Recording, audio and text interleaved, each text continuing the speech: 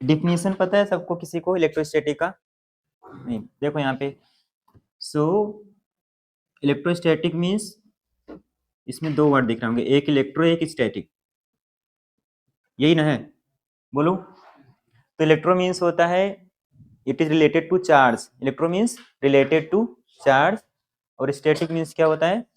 At rest, rest बोलना है, ठीक है।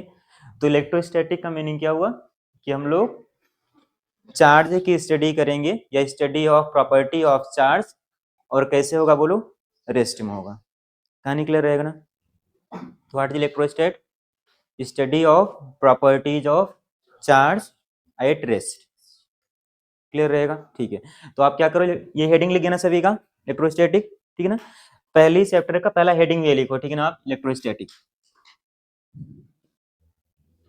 Write down first heading electrostatic, ठीक है। चलो 2 लाइन लिख लो इसमें, फिर आगे बढ़ते हैं। लिखो, it is the branch of physics, it is the branch of physics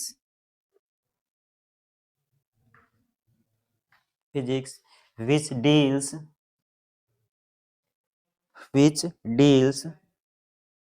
with the study of which deals with the study of properties of charge at rest. It is the branch of physics which deals with the study of properties of charge at rest. लिख गया ना सभी का? बोलो।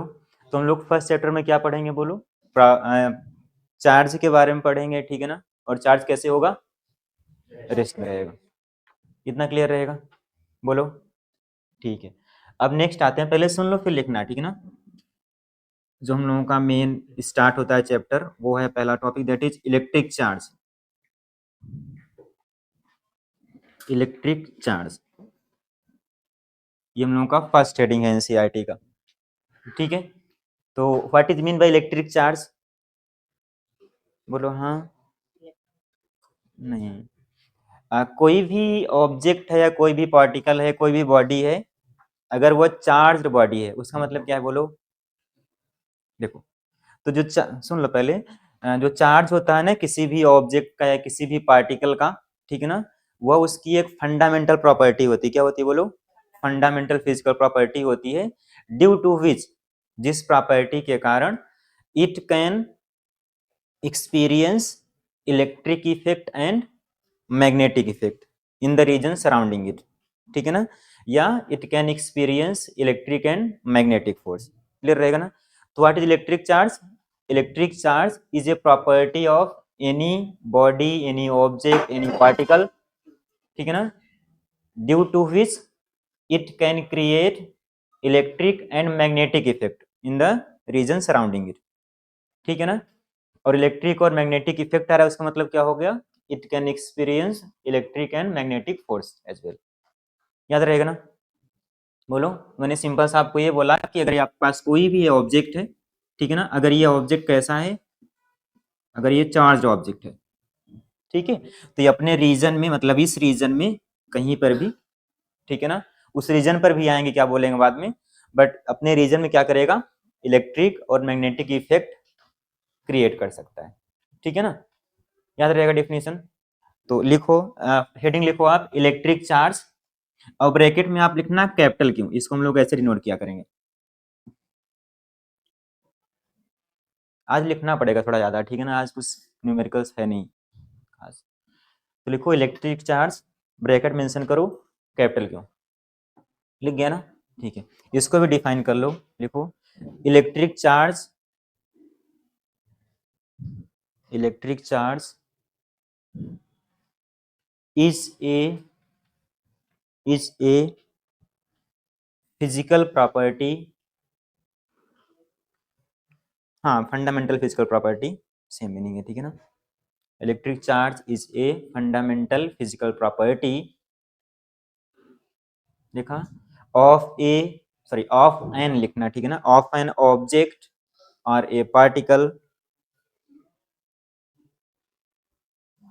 Electric charge is a fundamental physical property of an object और a particle, इतना लिखा, due to which due to which it can create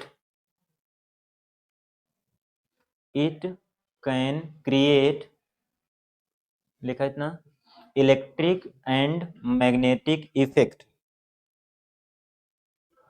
due to which it can create electric and magnetic effect in the region surrounding it, in the region surrounding it, in the region surrounding it। लिख गया ना सभी का? समझ पाने charge क्या होता है? तो चार्ज आपको सिंपल से बोल देना है कि किसी भी ऑब्जेक्ट का प्रॉपर्टी होता है। कौन सी प्रॉपर्टी? जिस प्रॉपर्टी के कारण यह इलेक्ट्रिक और मैग्नेटिक इफेक्ट को क्रिएट करता है। कहाँ तक लिखा था बोलना, मैं भूल गया। हाँ, इतना लिखा, आगे लिखो इसी में, एंड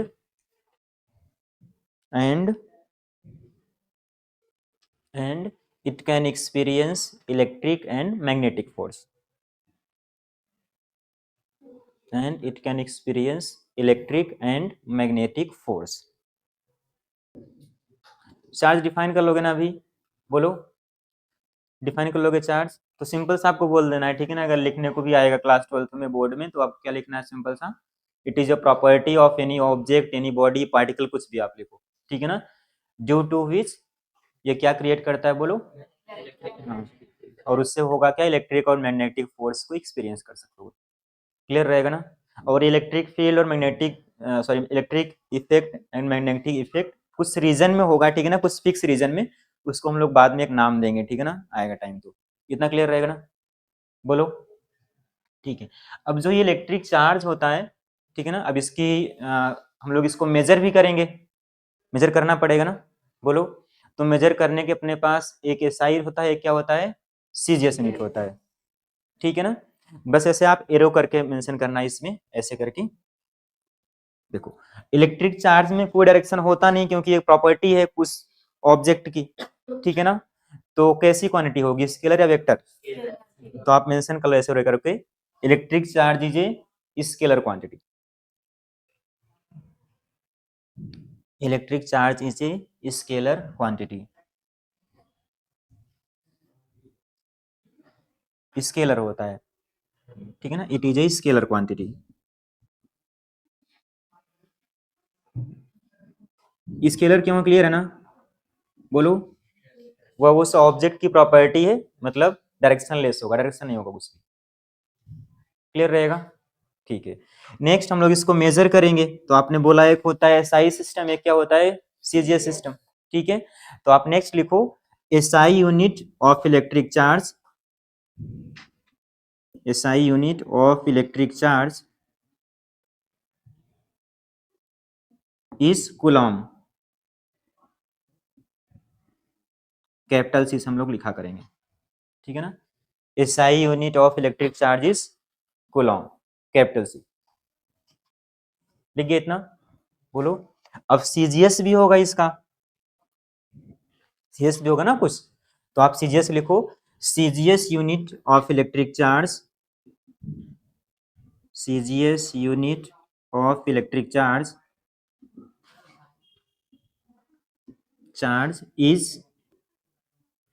इज ऐसे लिखना, ठीक है ना? E.S.U, हाँ, ESU, E.S.U। सीजीएस क्या होता है बोलो अपने से? ESU। अच्छा, ESU का फुल फॉर्म क्या होता है बोलो? हाँ, तो आप ब्रैकेट में मेंशन कर लो, electrostatic unit of charge. ESU का फुल फॉर्म होता है इलेक्ट्रोस्टैटिक यूनिट ऑफ चार्ज। इसका मतलब होता है इलेक्ट्रोस्टैटिक यूनिट ऑफ चार्ज।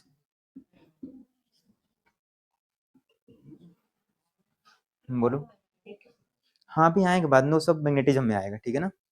अभी आएंगे उस पर, ठीक है मैम। इतना क्लियर रहेगा ना?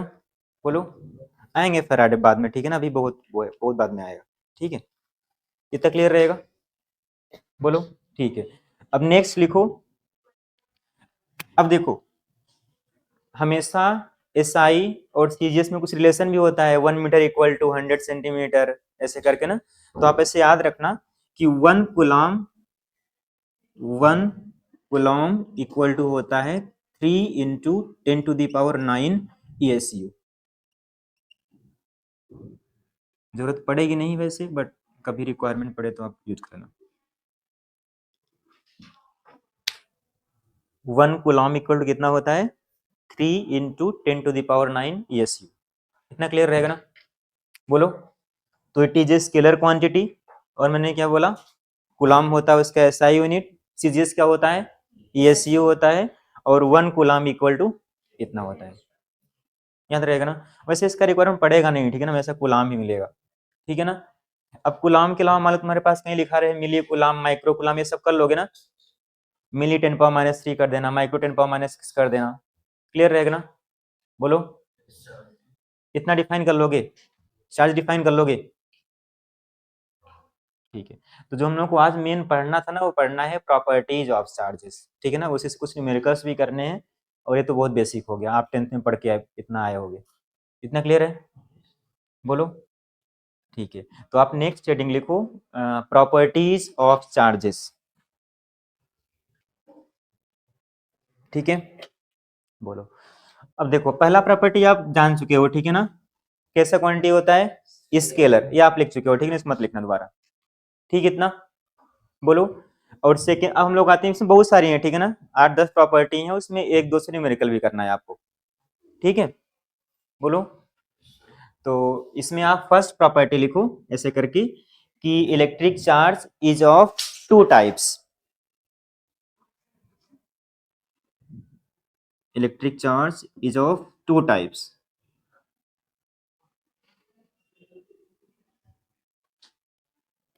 कितने टाइप्स होते हैं? बोलो। 2 टाइप्स होते हैं, कौन कौन से? हाँ, उसके दोनों को आपको एग्जांपल्स भी याद रखने हैं, ठीक है ना। एक होता है आपके पास पॉजिटिव चार्ज, पहले सुन लो फिर लिखना, ठीक है ना। सुन लो फिर लिखना प्लीज, ठीक है। एक होता है पॉजिटिव चार्ज, ठीक है ना, और सेकंड क्या होगा? बोलो। Negative charge. अच्छा, अपने से आप बोलो, पहले सुन लो फिर लिखना प्लीज, मत लिखो भी, ठीक है ना, वरना फिर करना पड़ेगा। आपने बोला पॉजिटिव चार्ज, एक होता है नेगेटिव चार्ज, ठीक है ना। अगर हम मान लो, अपने से बोलना तुम, अगर कोई भी एक ऑब्जेक्ट है, ऐसे हम लोग बोलते हैं कि न्यूट्रल चार्ज है, उसमें क्या है? बोलो, न्यूट्रल है। तो इसका मतलब क्या है? चार्ज जीरो है दोनों में, प्लस नेगेटिव। बोलो, इक्वल, हाँ इक्वल में होगा ना। तो मतलब अगर कोई भी ऑब्जेक्ट है, इक्वल इक्वल है, मतलब पॉजिटिव नेगेटिव, तो कैसा हो जाएगा? न्यूट्रल। तो what is meant by positively charged object? बोलो। हाँ, तो कोई भी एक ऑब्जेक्ट है, अगर पॉजिटिव चार्ज है, उसका मतलब ये हुआ है कि उसके पास डिफिशियंसी ऑफ इलेक्ट्रॉन है। क्या है? बोलो, डिफिशियंसी ऑफ इलेक्ट्रॉन, ठीक है ना। और जो निगेटिवली चार्ज ऑब्जेक्ट है, मतलब क्या हुआ? उसके पास एक्सेस ऑफ इलेक्ट्रॉन है। समझ पाए ना? अगर प्लस चार्ज ज्यादा होगा, मतलब इलेक्ट्रॉन की कमी है, तो पॉजिटिव चार्ज ऑब्जेक्ट होगा, और अगर इलेक्ट्रॉन की, हाँ, एबंडेंस ऑफ इलेक्ट्रॉन, ठीक है ना, तो क्या बोलोगे आप? New charge. इतना बेसिक क्लियर रहेगा ना? ये नहीं लिखेंगे हम लोग, ठीक है ना। इस पे फिलहाल आते हैं। अब आपको ना पॉजिटिव चार्ज और निगेटिव चार्ज में दो दो एग्जांपल्स भी याद करने हैं, ठीक है ना। एग्जांपल बोलो अपने पॉजिटिव चार्ज में। बोलो। हाँ, प्रोटॉन। कितना चार्ज होता है इसका? हाँ, +1.6 10⁻⁻19 कूलम, ठीक है। इसका मास कितना होता है? बोलो। अच्छा, हाँ, मास ऑफ प्रोटॉन, ये तो हो गया चार्ज ऑफ प्रोटॉन, ठीक है ना। मास ऑफ प्रोटॉन 1.672 10⁻27 kg, ठीक है ना। एक और एग्जांपल बोलो इसका, पॉजिटिव चार्ज का। बोलो। आपने उसका नाम सुना ना, अल्फा पार्टिकल, सुने हो ना? What is alpha particle? Helium, He+2, ठीक है ना। तो वो भी पॉजिटिवली चार्ज ऑब्जेक्ट होता है। अल्फा पार्टिकल मींस He+2, ठीक है। अब इस पे चार्ज कितना होता है बोलो अपने से। देखो यहाँ पे +2 आ गया ना, मतलब प्रोटॉन के डबल होता है। प्रोटॉन के चार्ज बोल लो या इलेक्ट्रॉन के चार्ज के डबल होता है, बट प्लस में होता है, ठीक है ना। तो 2e के इक्वल होगा और हो जाएगा कितना, 2 से मल्टीप्लाई कर दो तो हो जाएगा 3.2 आई थिंक 10⁻⁻19 कूलम। याद रहेगा ना,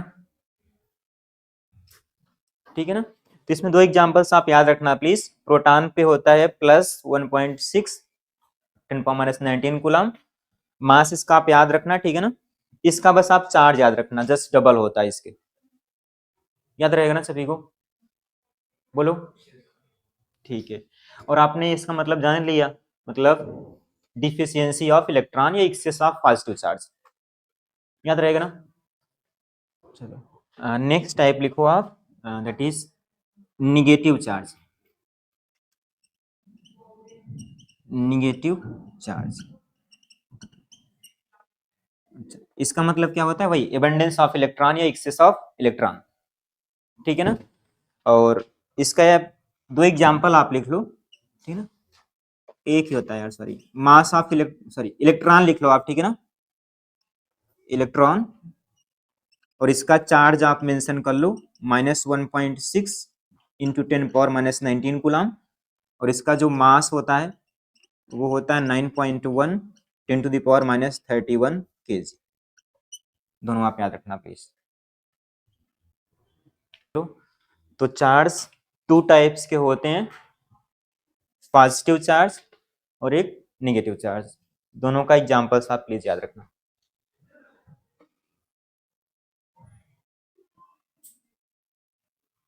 आज लिखना पड़ेगा थोड़ा, ठीक है ना, प्योर थ्योरी है, ठीक है, इसमें कुछ कर नहीं सकते न्यूमेरिकल्स वगैरह।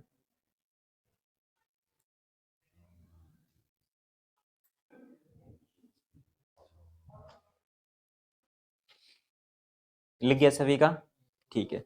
ये तो हो गया फर्स्ट प्रॉपर्टी, आपने बोला कि टू टाइप्स के होते हैं। और कोई बोलो प्रॉपर्टी अपने से, ग्रेविटेशन में पढ़े हो ना, बोलो और कोई प्रॉपर्टी अपने से बोलो। ये तो हो गई first property, it is of two types. हाँ बोलो, इसका मतलब, हाँ चलो, हाँ वही सेकंड लिखो, ऐसे लिख लो कि like charge will repel each other and unlike charge will attract each other। तो आप सेकंड मेंशन कर लो अपने से, लिखो like charges will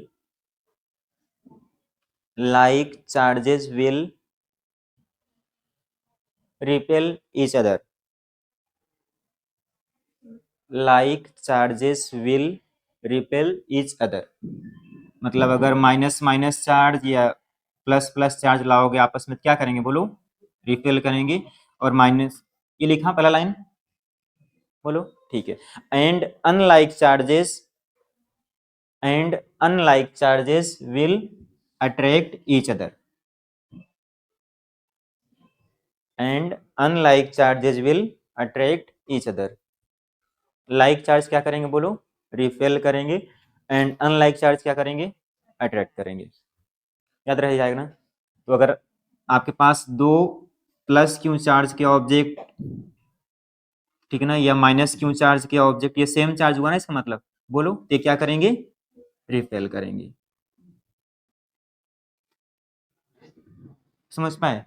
और अगर इसमें से कोई भी अपोजिट लाइक ये प्लस माइनस हो गया तो क्या करेंगे, अट्रैक्ट करेंगे। क्लियर रहेगा ना। तो like charges will repel each other and unlike attract each other, ठीक है। जब आपने ग्रेविटेशन पढ़ा होगा तो वहां पे क्या होता है, हमेशा अट्रैक्शन होता है, ठीक है ना, ग्रेविटेशनल फोर्स में। यहाँ पे क्या होगा, इसीलिए रिपल्सन भी होगा और अट्रैक्शन भी होगा। क्लियर रहेगा। चलो और कोई बोलो प्रॉपर्टी अपने से। ये तो हो गया like charges repel each other unlike attract. और बोलो अपने से कोई, बोलो। अच्छा, जो चार्ज होता है किसी भी ऑब्जेक्ट का, ठीक है ना, क्या उसको आप, नहीं और बेसिक पे आते हैं, ठीक है ना। तो नेक्स्ट नेक्स्ट आप लिखो ऐसे करके रो करके कि चार्ज इज क्वांटाइज्ड। इसका मतलब मैं बोल रहा हूं, charge is quantized. Charge is quantized, इसका मतलब क्या है बोलेगा कोई। हाँ ठीक है ना। देखो चार्ज इज क्वांटाइज्ड का मतलब ये है, लेकिन लिख लिया सभी ने ये हेडिंग, मतलब ऐसे एरो करके लिख लो बस, ठीक है ना। चार्ज इज क्वांटाइज्ड मेंशन किया, बोलो ठीक है। इसका मतलब क्या है बोलो, अब बोलो अपने से कोई। इसका मतलब ये है कि इस यूनिवर्स में, ठीक है ना, जो सबसे छोटा, देखो पहली चीज तो हम लोग ये लिखने वाले हैं Q is equal to N, पहले सुन लो फिर लिखना। क्यू इज इक्वल टू क्या लिखेंगे, N into E, where Q is charge, किसी भी ऑब्जेक्ट पे इलेक्ट्रॉन क्या, ई क्या होता है बोलो, ई माइनस, एक इलेक्ट्रॉन का चार्ज, यहाँ पे लिखा हुआ था कहीं पे, ठीक, इतना यहाँ पे माइनस होता है, ठीक है। और एन क्या है बोलो, नंबर ऑफ इलेक्ट्रॉन, ठीक है। तो क्वांटाइज्ड का मतलब ये है कि एन हमेशा क्या होगा बोलो, एक इंटीजर होगा, मतलब एन की वैल्यू फ्रैक्शन नहीं हो सकती, समझ पाए। Integer means 1 2 3 up to so on, इतना क्लियर होगा ना। तो अच्छा, अब इसका मतलब क्या हुआ, इसका मतलब ये हुआ कि जो एन की सबसे मिनिमम वैल्यू हो सकती, कितना हो सकती है, हो सकती, मतलब किसी भी ऑब्जेक्ट पे इस यूनिवर्स में कोई भी अगर ऑब्जेक्ट है उस पे जो चार्ज एग्जिस्ट कर सकता है सबसे कम कितना हो सकता है बोलो, एक इलेक्ट्रॉन का चार्ज, इतना क्लियर रहेगा ना। तो क्वांटाइज मतलब ये भी हुआ, ठीक है ना, कि इस यूनिवर्स में सबसे छोटा चार्ज या सबसे फंडामेंटल चार्ज कितना एग्जिस्ट कर सकता है, एक इलेक्ट्रॉन का चार्ज, क्लियर रहेगा ना। तो हमेशा 1 E 2 E 3 E 4 ऐसे करके आएगा, ऐसे नहीं होगा कि 1/2 ही हो जाए, 3/2 हो जाए, समझ पाए ना, fraction is not possible, clear रहेगा। तो आप मेंशन कर लो इस फार्मूले को कि चार्ज इज क्वांटाइज्ड, और ये मेंशन करो formula Q is equal to N into E, where Q is electric charge, N is number of electron, E minus क्या है बोलो, चार्ज ऑफ इलेक्ट्रॉन, ठीक है, charge of a single electron. And लिख लेना वहां पे कि where n belongs to integer, I means integer, और इंटीजर क्या हो सकता है 1 2 3 4 5 6, ठीक है ना, मतलब फ्रैक्शन पॉसिबल नहीं है। इसके न्यूमेरिकल्स करने हैं अपने को, ठीक है ना, इसके न्यूमेरिकल्स हैं अपने।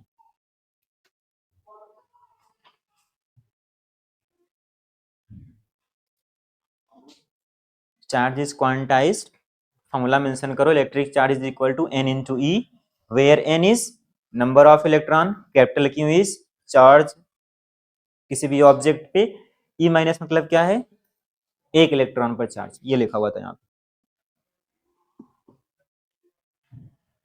याद रहेगा ना, बोलो। ये मतलब हो गया चार्ज इज क्वांटाइज्ड का, ठीक है ना। और प्रॉपर्टी बोलो अपने से,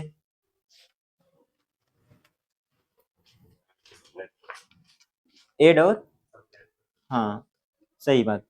तो नेक्स्ट और अपने से बोलना, क्या हम लोग चार्ज को क्रिएट कर सकते हैं क्या, बोलो, कर सकते हैं क्रिएट, नहीं कर सकते, तो कर सकते हैं, ठीक है। तो आप नेक्स्ट लिखो ऐसे रो करके, नेक्स्ट प्रॉपर्टी में लिखो, मैं बोल दे रहा हूँ, ठीक है ना। तो आप याद रखना प्लीज कि इस यूनिवर्स का जो भी चार्ज है, या जो चार्ज होता है किसी भी आइसोलेटेड सिस्टम पे, हमेशा क्या रहता है बोलो, कंजर्व होता है। इसका मतलब क्या है, हाँ, यस, ठीक है ना। तो वही लिख लो आप कि charge of an isolated system, charge of an isolated system is always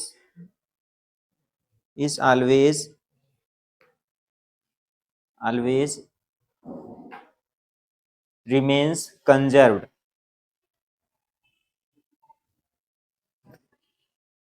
charge of an isolated system is always remains conserved, कितना लिखा, that means that means that means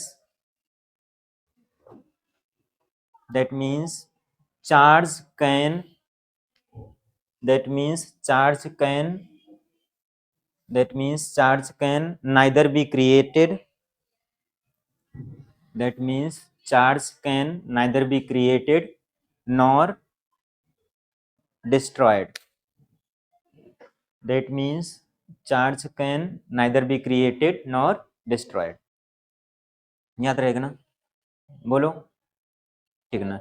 आगे से याद रखना, समझ पाए ना, कंजर्व मतलब लिख लोगे ना आएगा तो ठीक है। अब नेक्स्ट आप बोलना अपने से, तो अगर चार्ज को हम लोग न तो क्रिएट कर सकते हैं ना डिस्ट्रॉय कर सकते हैं, फिर भी हम लोग किसी ऑब्जेक्ट को चार्ज कैसे कर लेते हैं? अभी हम लोग पढ़ेंगे मेथड, फ्रिक्शन पढ़ेंगे, ये सब पढ़ेंगे। बोलो। हाँ, यस, ठीक है ना। तो इसी में लिख लो आप आगे, ठीक है ना, अलग से नहीं लिखना।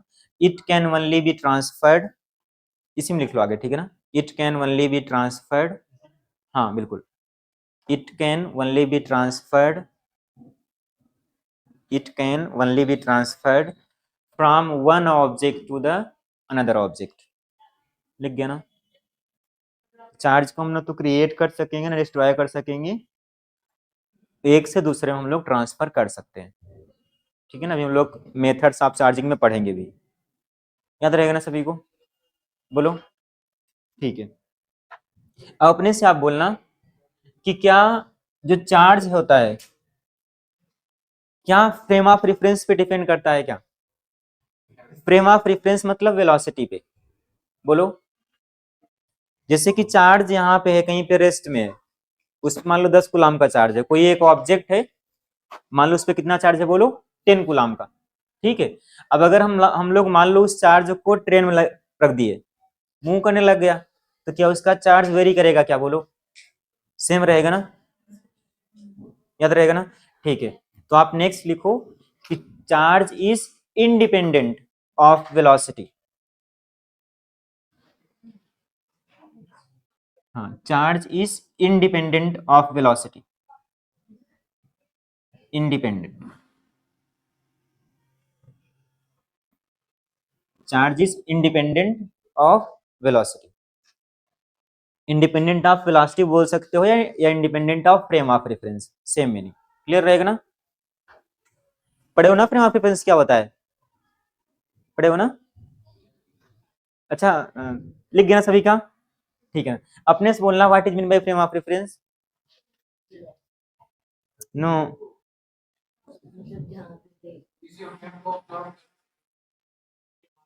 हाँ हाँ बोलो, हाँ, जहाँ से ऑब्जर्व करते हैं, सही है।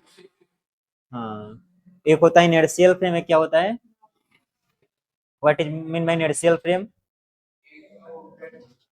हम बोलो अपने से, हम लोगों को आना चाहिए ना, हम लोग यूज करेंगे इसका कॉन्सेप्ट। बोलो, what is mean bye inertial frame? एक एक हो और एक, तो what is mean bye inertial frame and what is mean bye non inertial frame?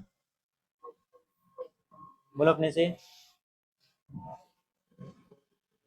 एक होता है इनर्शियल फ्रेम, एक होता है, तो जो रेस्ट में होता है उसको क्या बोलते हैं, और जो मोशन में, पक्का? चलो सुन लो पहले, ठीक है ना। देखो, आप याद रखना प्लीज, ठीक है ना, हम लोगों को आना चाहिए, ठीक है ना। तो आप ऐसे याद रखना कि इनर्शियल, देखो पहली चीज, हम लोग जब न्यूटन्स लॉज ऑफ मोशन पढ़ते हैं ना, वो कौन से फ्रेम में पढ़ते हैं? बोलो, हाँ, Newton's laws of motion are valid in only in inertial frame of reference. Inertial frame of reference मतलब ये होता है कि अगर कोई भी ऑब्जेक्ट आइदर रेस्ट में हो या it is moving with constant velocity, याद रहेगा ना। कोई भी अगर ऑब्जेक्ट, अगर कोई भी फ्रेम ऑफ रेफरेंस कहां पर है, बोलो रेस्ट में है, या मैंने क्या बोला, मूविंग विथ कांस्टेंट वेलोसिटी, मतलब एक्सीलरेशन 0 है, तो उसको आप क्या बोलोगे? Inertial frame. और अगर कोई भी frame of reference moving with variable velocity, मतलब उसमें क्या है, एक्सीलरेशन है, तो उसको हम लोग क्या बोलेंगे? इनर्शियल फ्रेम, ठीक है ना। वहीं पे हम लोग एक कॉन्सेप्ट यूज किए थे to apply Newton's laws of motion, pseudo force, याद आया ना। हम लोग सूडो फोर्स अप्लाई कर रहे थे, जब कब, जब नॉन इनर्शियल फ्रेम, तो याद रहेगा ना। तो वही मैंने बोला कि चाहे इनर्शियल फ्रेम हो या नॉन इनर्शियल फ्रेम हो, चार्ज उस पर डिपेंड नहीं करेगा, इंडिपेंडेंट रहेगा, याद रहेगा ना इतना, ठीक है। नेक्स्ट अपने से बोलो कोई प्रॉपर्टी। हाँ, तो सुन लो पहले फिर लिखना। देखो, जो चार्ज होता है ना, अगर रेस्ट में है, मैंने क्या बोला, बोलो रेस्ट में है, तो अगर कोई भी चार्ज रेस्ट में है तो वह प्रोड्यूस करेगा केवल इलेक्ट्रिक फील्ड को, या प्रोड्यूस करेगा केवल इलेक्ट्रिक इफेक्ट को। इतना क्लियर रहेगा ना। मैंने क्या बोला कि अगर हमारे पास ये चार्ज है कोई रेस्ट में, तो रेस्ट चार्ज से क्या प्रोड्यूस होगा, बोलो केवल इलेक्ट्रिक फील्ड बोल सकते हो, केवल इलेक्ट्रिक इफेक्ट प्रोड्यूस होगा। इतना क्लियर रहेगा ना। और अगर चार्ज कांस्टेंट वेलोसिटी से मूव कर रहा है, मैंने क्या बोला, v क्या है, कांस्टेंट, तो ये क्या प्रोड्यूस करेगा, electric field as well as, मतलब electric effect as well as magnetic effect. ठीक है इतना। Charge at rest produce only electric field या electric effect. Charge moving with constant v क्या प्रोड्यूस करेगा, electric field plus magnetic field. ठीक इतना। और अगर चार्ज, अगर कोई भी आपके पास एक चार्ज है, उसकी वेलोसिटी वेरिएबल है, it is moving with variable velocity, मैंने क्या बोला, इट इज मूविंग विथ, मतलब आप बोल सकते हो कि अगर चार्ज पार्टिकल में एक्सीलरेशन है, ठीक है ना, तो क्या प्रोड्यूस करेगा, इलेक्ट्रिक फील्ड भी, मैग्नेटिक फील्ड भी, और कुछ इलेक्ट्रोमैग्नेटिक रेडिएशंस भी इमिट होंगे। समझ पाए ना, मैंने क्या बोला, इलेक्ट्रिक फील्ड प्रोड्यूस होगी, मैग्नेटिक फील्ड भी आएगा, प्लस क्या होगा, इलेक्ट्रोमैग्नेटिक रेडिएशंस भी निकलेंगे, इमिट होगा उससे। कहानी क्लियर रहेगा ना, बोलो। तो जो हमारा चैप्टर है क्या है, मैंने बोला है कि study of charge at rest, तो इसीलिए इस चैप्टर में केवल क्या आएगा, इलेक्ट्रिक फील्ड। ठीक है ना। फिर जब बाद में पढ़ेंगे तो वहां पे मैग्नेटिक फील्ड भी आएगा जब चार्ज मूव करेगा, तो इतना क्लियर रहेगा ना, बोलो। तो नेक्स्ट प्रॉपर्टी आप वही लिखो कि चार्ज एट रेस्ट, नेक्स्ट लिखो, ए charge at rest, A charge at rest produces, या प्रोड्यूस ऐसे लिखो, ए charge at rest will produce, A charge at rest will produce only electric field या इलेक्ट्रिक इफेक्ट आप लिख सकते हो। ठीक है, will produce only electric field. ठीक इतना।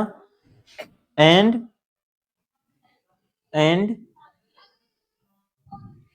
a charge moving with constant velocity, and a charge moving with constant velocity will produce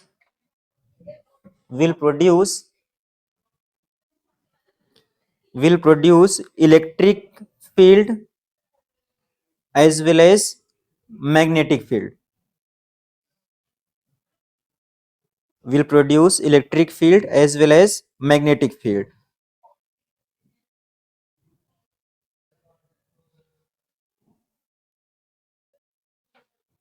लिख गया ना। नेक्स्ट देख लो बस लास्ट वाला कि and A charge moving with variable velocity, हाँ इसमें लिख जाओ, ठीक है ना, कोई नहीं। And A charge moving with variable velocity, and A charge moving with variable velocity will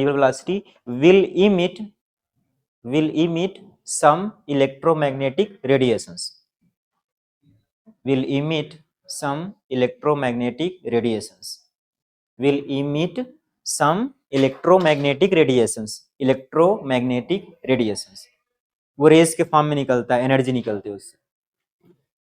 याद रह जाएगा ना, बोलो। यही मेनली आपको प्रॉपर्टीज याद रखनी है, ठीक है ना।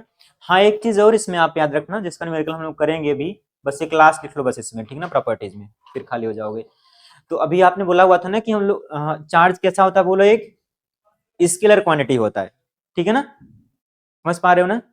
तो हम लोग चार्ज को ना सिंपल एल्जेब्रिक एडिशन कर सकते हैं, मतलब कहने का ये है, देखो यहाँ पे, तो बस आपने लास्ट प्रॉपर्टी मेंशन कर लो, फिर यहाँ मैं बोल दे रहा हूँ उसका मतलब क्या है। लिखो आप कि चार्ज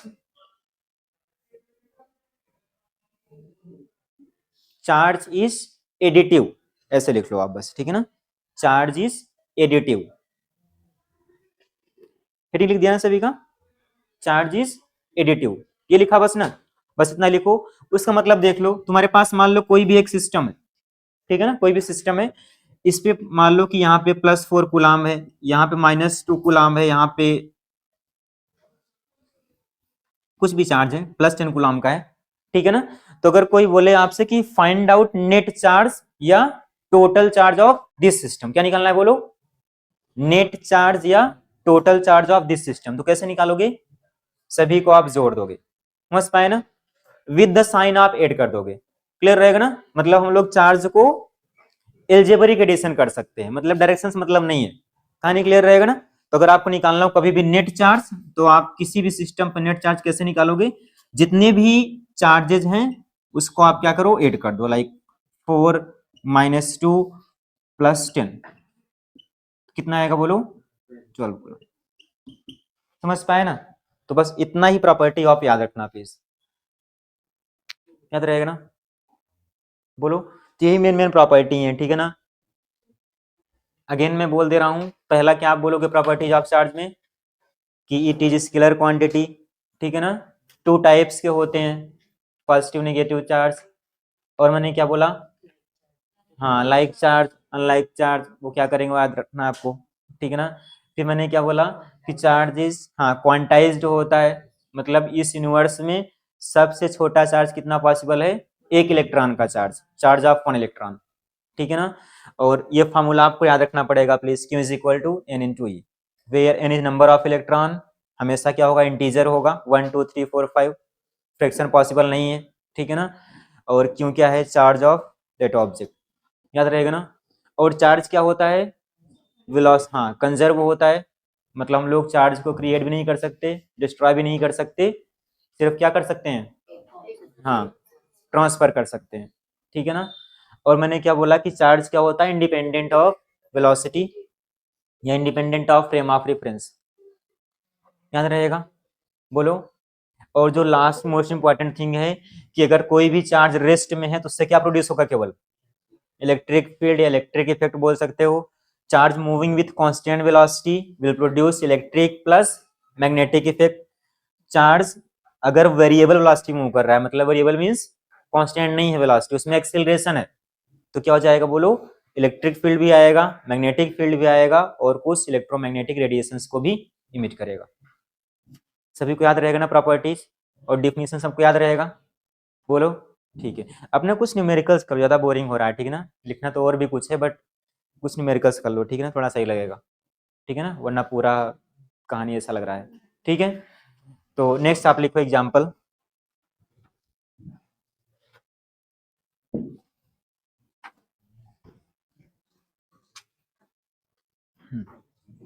चलो, find out number of electron in 1 coulomb of charge, और जो आएगा ना उसको आप याद भी रखोगे, ठीक है ना, बाद में काम आएगा।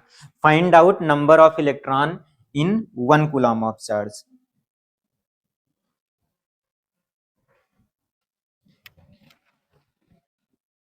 Find out number of electron in 1 coulomb of charge, बोलो कितना आएगा, सबका आ गया ना। Find out number of electron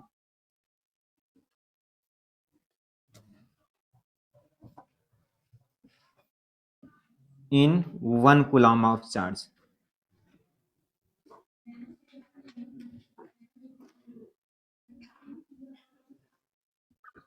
सबका आ गया ना, एग्जैक्ट बोलो, आई थिंक कुछ गलती कर रहे हो क्या। हाँ आई थिंक ये सही है, ठीक है ना। तो आप लिख लो जिसने नहीं किया, ठीक है ना। तो इक्वल टू एन ही होता है, ऐसे होता है ना। आप इसको 1 कूलम मेंशन कर रहे हो, एन निकालना है आपको, इज 1.6 10⁻⁻19, ये होता है ना, ठीक है। तो एन इक्वल टू हो जाएगा ऐसे 1/1.6, और इसको ऊपर लेके चले जाओ, ठीक है ना, 10⁻+19 हो जाएगा, सही है ना। तो इसको आप लिख सकते हो 10 × 10⁻18, और ये 1.6 लिख सकते हैं ना इसको, बोलो। आई थिंक हाँ, नहीं लिख सकते क्या, 10 को डिवाइड करो 1.6 से, तो आई थिंक 6.25 आएगा, ये आएगा ना, 10⁻18, ये आ रहा है क्या, देखो सही लिखा ना मैंने, ठीक है, तो इतना इलेक्ट्रॉन आएंगे, ठीक है ना। चलो, कैलकुलेट द टोटल पॉजिटिव, लिखो ऐसे करके, calculate the total positive, calculate the total positive, या ब्रैकेट में लिखो और negative charge, calculate the total positive और निगेटिव चार्ज, ठीक है ना, ऑन ऑन 3.11 ग्राम, ऐसे लिखो ऑन 3.11 ग्राम, 3.11 ग्राम कॉपर, ठीक है ना, कॉपर, कॉपर का कुछ मटेरियल रहा होगा, ठीक है ना, कॉपर मटेरियल ऐसे लिख लो आप, सीयू मटेरियल, इतना लिखा। आगे लिखो इसी में, फुल स्टॉप करो। बस क्वेश्चन तो इतना ही था, बट अभी हम लोगों को ना कुछ भूल गया होगा ना केमिस्ट्री का, उसलिए मैं बोल दे रहा हूँ, ठीक है ना। तो आप लिख लो, क्वेश्चन यही है, ठीक है ना, कि इतने ग्राम कॉपर में आपको क्या निकालना है, टोटल पॉजिटिव नेगेटिव चार्ज, ठीक है ना। तो कुछ इन्फॉर्मेशन एक्स्ट्रा गिवन है, लिख लो, ठीक है ना, क्योंकि केमिस्ट्री का रिक्वायरमेंट पड़ेगा इसमें, ठीक है ना। तो लिख लो कि गिवन अवागाद्रो नंबर, हाँ, given Avogadro number is equal to, हाँ, 6.023 इंटू 10⁻23 ग्राम, सॉरी 23 पर ग्राम पर मोल, उसका यूनिट आएगा ना, ऐसे मैंने बोला, ठीक है ना। अब अगर नंबर क्या है, 6.023 10⁻23, ठीक है ना, और पर ग्राम पर मोल होता है, ठीक है ना। तो ऊपर ले जाओगे तो क्या हो जाएगा, बोलो, ग्राम इनवर्स मोल इनवर्स, समझ पाए, ये केमिस्ट्री में होता है, ठीक है। और बस, और एटॉमिक नंबर अगर आपको नहीं याद है तो आप मेंशन कर लो, ठीक है ना। एटॉमिक नंबर इज 29 और atomic mass is 63.5, atomic number 29 होता है और एटॉमिक मास कितना गिवन है, 63.5। निकालोगे अपने से, निकालो, उससे केमिस्ट्री है, ठीक है ना, प्योर मोल कॉन्सेप्ट है। कर लो, कितना आएगा, करना 2 मिनट, फिर हम लोग करते हैं, ठीक है ना। कैलकुलेशन नहीं हो रहा है ना, थोड़ा वो मल्टीप्लाई करना पड़ेगा। आंसर तो यार है नहीं, आई थिंक देख लेता हूँ, ठीक है ना, अगर आंसर क्या गिवन होगा इसका तो। 1.37 10⁻5 कूलम ऐसे कुछ आ रहा है, ठीक है ना। प्रोसेस सही कर लो आप, बस बाकी कैलकुलेशन तो होता रहेगा, ठीक है।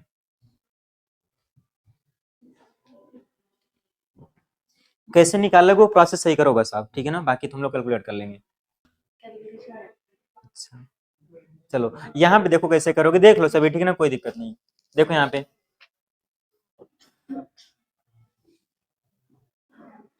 सुन लो, देखो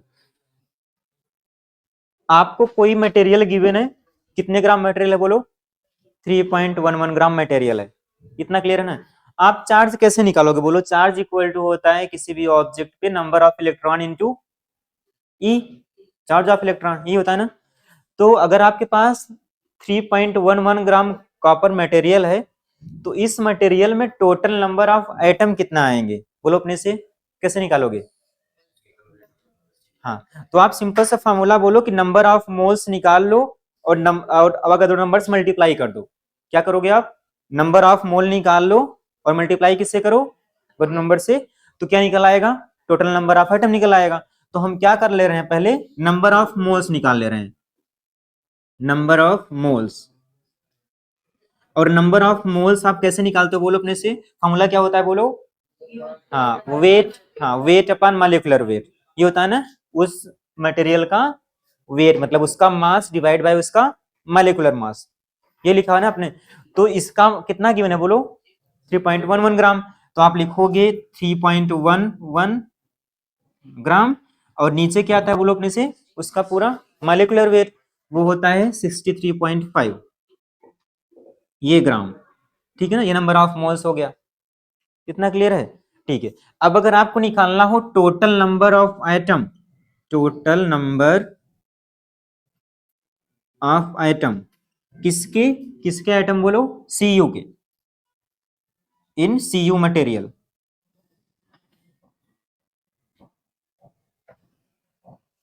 टोटल नंबर ऑफ एटम निकाल रहे हो, क्या निकाल रहे हो बोलो आप, नंबर नहीं निकाल रहे हो कितनी संख्या में, क्या निकाल रहे हो, एटम का, कितने एटम है उसमें, ठीक है ना।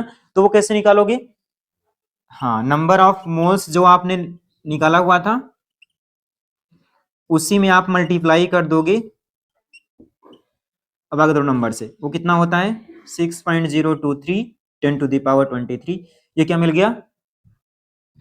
Total number of atom. इतना क्लियर है? बोलो। अब देखो, अब जो कॉपर होता है, जो Cu होता है, उसका आपने बोला कि एटॉमिक नंबर 29 होता है। एटॉमिक नंबर 29 है, इसका मतलब क्या हुआ कि उसमें 29 क्या है? प्रोटॉन। समझ पाए ना? क्या 29 प्रोटॉन है। क्लियर रहेगा ना? तो अब अगर आपको चार्ज निकालना पड़ेगा तो आपको क्या बोल, अब देखो ये हो गया।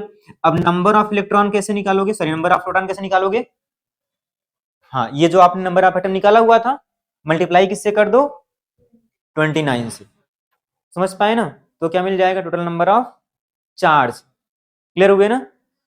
सिंस ऐसे लिखना आप कि सिंस कॉपर है और 29 प्रोटॉन, कितना प्रोटॉन? 29 प्रोटॉन है, एन इक्वल टू क्या हो जाएगा? 29 मल्टीप्लाइड बाई दिस एटम। ठीक है ना? तो एन आप यहां से निकाल लोगे, एन हो जाएगा 3.11, 63.5। बहुत लेंदी हो गया क्वेश्चन, ठीक है ना? इतना नहीं आएगा। और मल्टीप्लाई किससे कर दो? 29 से। समझ पाए ना? अब अगर आपको निकालना है चार्ज की वैल्यू, तो क्या हो जाएगा? चार्ज एन इंटू ई हो जाएगा। मतलब कर लो, ठीक है ना? मल्टीप्लाई कितना आएगा? मैं डायरेक्ट आंसर लिख दे रहा हूँ, ठीक है ना? प्रोसेस सीख लो आप, इतना लेंदी आएगा नहीं वैसे, ठीक है? ये ना ऐसे आ रहा है, ये आ रहा है 0.295, 23 आएगा, ठीक है ना? और इसको आप 29 से मल्टीप्लाई करोगे। हाँ रुक जाओ, मैं मल्टीप्लाई कर दे रहा हूँ। इसको मल्टीप्लाई करने पे 8.56 आ जा रहा है, ठीक है ना? 8.56 10 टू द पावर 23 ये आ रहा है, ठीक है इतना? अब अगर आपको निकालना है नंबर ऑफ सॉरी चार्ज, तो आप क्या करोगे? 8.56 10 टू द पावर 23 और मल्टीप्लाई कर दो चार्ज, ठीक है? तो हो जाएगा Q इज इक्वल टू 1.37, ठीक है ना, into 10 to the power 5 coulomb, इतना है, ठीक है ना?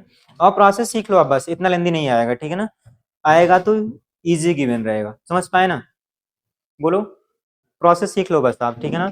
नंबर ऑफ मोल्स निकाल लो आप, ठीक है? नंबर ऑफ मोल्स निकाल के आप मल्टीप्लाई कर दो। अब अगर दो नंबर से तो क्या मिल जाएगा? बोलो। टोटल नंबर ऑफ एटम मिल जाएंगे जो ही मटेरियल रहेगा, ठीक है ना? अगर आपके पास एटम मिल गया, टोटल नंबर ऑफ एटम, तो चार्ज कैसे निकालो? कितने चार्ज हैं बोलो? जितना उसका एटॉमिक नंबर रहेगा, ठीक है ना? समझ पाए ना? 29 मल्टीप्लाई कर देना तो नंबर ऑफ चार्ज निकला है, प्लस चार्ज है, ई से मल्टीप्लाई कर दो, क्या निकल आएगा बोलो? नंबर ऑफ सॉरी चार्ज की वैल्यू मिल जाएगी पूरा। क्लियर रहेगा ना? तो ऐसे करना होगा, ठीक है ना? आ गया ना? हाँ, नेक्स्ट लिखो ए ग्लास रॉड। हाँ आराम से करो, कोई दिक्कत नहीं, ठीक है ना? ए ग्लास रॉड, ग्लास का मटेरियल है कोई, ठीक है ना? Is rubbed, RUBBED, rubbed with, a glass rod is rubbed with a silk cloth, silk SILK cloth, silk cloth, ठीक है ना? Then the glass rod acquires, then the glass rod acquires, then the glass rod acquires a charge of, acquires a charge of 19.2, plus में लिखना, ठीक है ना? 19.2 into 10 to the power 19 sorry minus 19 coulomb. Then the glass rod acquires, ऐसे लिख लो, ठीक है ना? कितना बोला था मैंने? 19.2 था ना, plus 19.2 into 10 to the power minus 19 coulomb. कितना क्लियर हुआ? ये किस पे आया? ग्लास पे आया। मतलब ग्लास और सिल्क क्लॉथ को हम लोग आपस में घिस रहे हैं, ठीक है ना? तो ग्लास पे कितना आ रहा है बोलो? चार्ज कितना आ रहा है, ठीक है ना? फिर लिखो then find out, then find out, then find out, पहला नंबर लिखो आप इसमें, फाइंड आउट एक नंबर लिखो, 1 नंबर करके, number of electron lost by the glass rod. Then find out, first number लिखो number of electrons lost by the glass rod, लिखा। Find out number of electron lost by the glass rod, लिख गया ना। बोलो second number लिखो इसी में। Find out the negative charge acquire by silk, find out negative charge acquire by silk.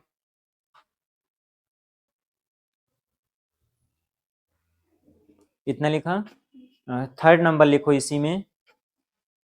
Is there transfer of mass, is there transfer of mass from glass to silk, is there transfer of mass from glass to silk, question mark कर दो, ठीक है ना। और कितना mass transfer हुआ है वो भी निकालना है, समझ पाए ना। क्या ग्लास से सिल्क मास गया है क्या, अगर आप आंसर यस लिख रहे हो ना तो कितना ट्रांसफर हुआ है मास वो भी निकालना है, समझ पाए ना। बोलो लिख गया तीनों ना, तो करो कितना आएगा। पहला इलेक्ट्रॉन कितना लॉस करेगा, ये पहले का आंसर 12 है, हमें देखना पड़ेगा। हाँ सही है 12 है, ठीक है ना। हाँ -9, हाँ बोलो माइनस, आगे बोलो। हाँ कर लो अपने से, कोई दिक्कत नहीं, आराम से कर लो, कोई नहीं, ठीक ना। पहला आपको कितना इलेक्ट्रॉन लॉस हुआ वो निकालना है, फिर negative charge acquire by silk निकालना है, फिर आपको बताना है कि क्या किसी मास का ट्रांसफर हुआ है ग्लास से रॉड में, सॉरी ग्लास रॉड से सिल्क में, अगर हुआ है तो आपको वो कितना हुआ है वो भी आपको निकालना है ना। हाँ और थर्ड वाला भी कर लो, ठीक है ना। अगर पहले तो आप ये सोचो मास का ट्रांसफर हुआ कि नहीं हुआ है ग्लास से सिल्क में, अगर हुआ है तो अगर आप यस लिखो answer, yes there is a mass transfer from glass to silk, और कितना मास ट्रांसफर हुआ है वो भी आप कैलकुलेट करो। हाँ बोलो -19.2, क्योंकि वो जितना देखो इसने इतना, हाँ जितना इसने चार्ज एक्वायर किया होगा वही उधर गया होगा, ठीक है ना। अच्छा मास का ट्रांसफर हुआ है क्या, देखो क्यों नहीं होगा, कुछ तो निकल के गया होगा ना। बोलो जब दोनों की आप रबिंग कर रहे हो तो आप यही तो बोल रहे हो कि इस पे प्लस चार्ज आ गया, इस पे प्लस चार्ज आ गया, मतलब क्या निकला इस पे इलेक्ट्रॉन निकले कहाँ गए, सिल्क पे गए। तो इलेक्ट्रॉन गए हैं तो आप समझ लो आप कुछ तो हुआ होगा। सेकेंड का -19.2 10⁻⁻19 कूलम, कौन सा। हाँ क्या केजी, लास्ट बोल रहे हो क्या। हाँ 1 पॉइंट कितना बोल रहे हो। हाँ सही है 10⁻⁻, नहीं गलती है फिर तो, केजी में निकालना है प्लीज, ठीक है ना। 52 नहीं आएगा, ठीक है देखो ध्यान से, कहीं गलती की हो कैलकुलेशन तुम फिर, इतना नंबर नहीं आएगा, कुछ बहुत कम आएगा उससे। हाँ -30 के नीचे ही आएगा, कैलकुलेट करो। -52 नहीं आएगा, मैं ऐसा बोल रहा हूँ।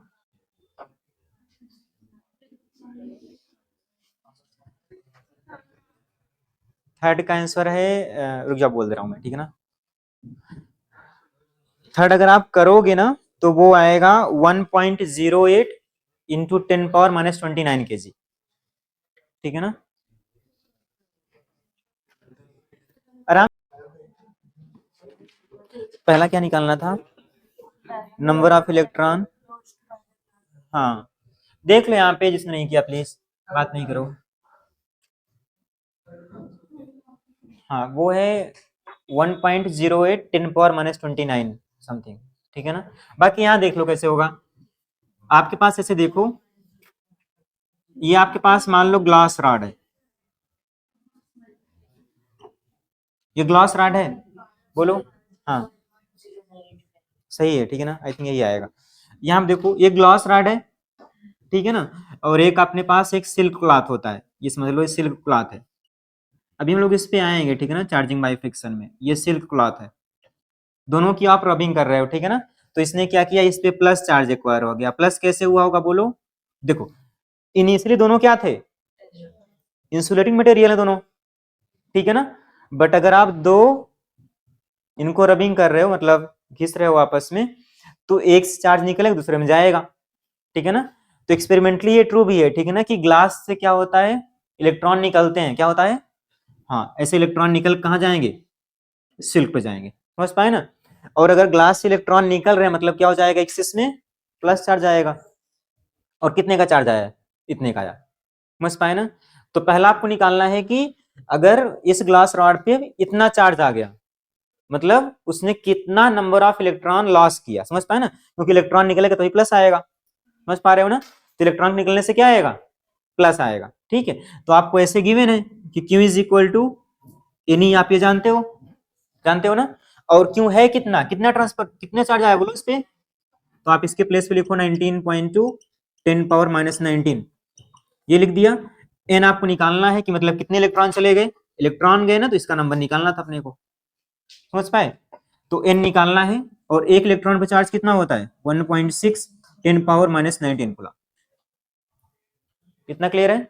अब एन यहाँ सिंप्लीफाई कर लो तो एन हो जाएगा 19.2 10 पावर माइनस 19, और इसको आप नीचे लाओगे 1.6 10 पावर माइनस 19, ठीक है ना, परफेक्ट नंबर आएगा 12, निकला है सभी का पहला वाला। तो आप प्लीज याद भी रखना इसको, ठीक है ना, electron charge sorry electron transfer means plus charge acquire करेगा, और जिस पर इलेक्ट्रॉन गया है उस पर क्या आएगा, नेगेटिव चार्ज आएगा, समझ पाए ना, बोलो।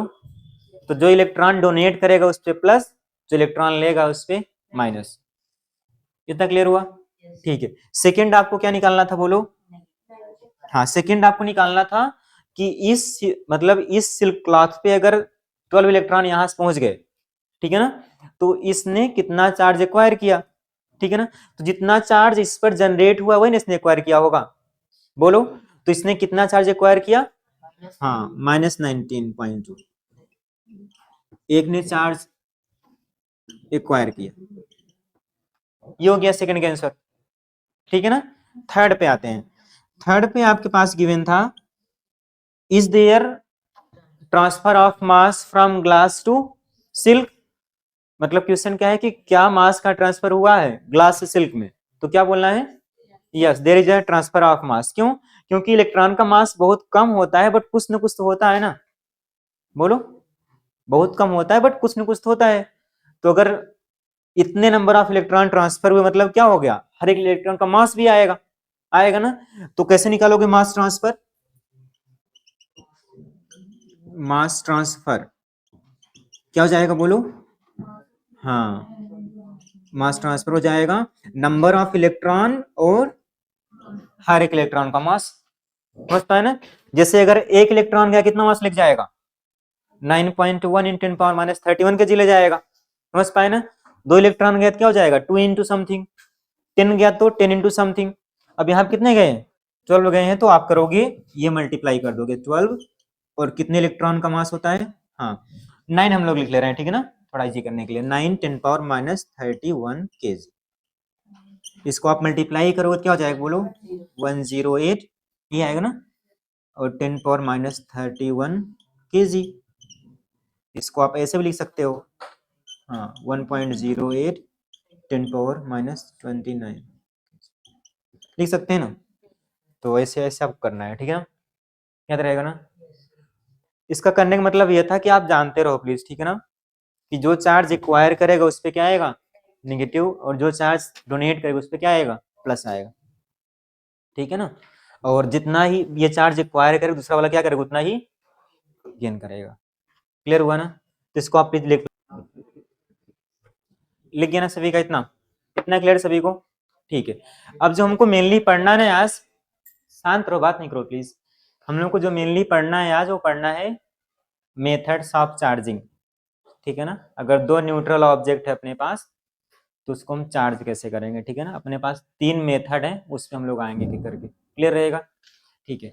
तो आप पहले अपने से बोलो कि what is meant by conductor और नॉन कंडक्टर है इंसुलेटर, ठीक है हाँ। अच्छा कौन बताएगा कि कंडक्टर अपने थ्रू इलेक्ट्रिसिटी को पास क्यों होने देते हैं, बोलो कौन, like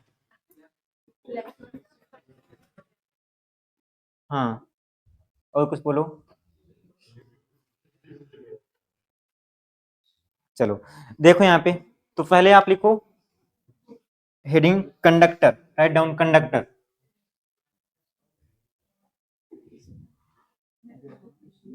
conductors.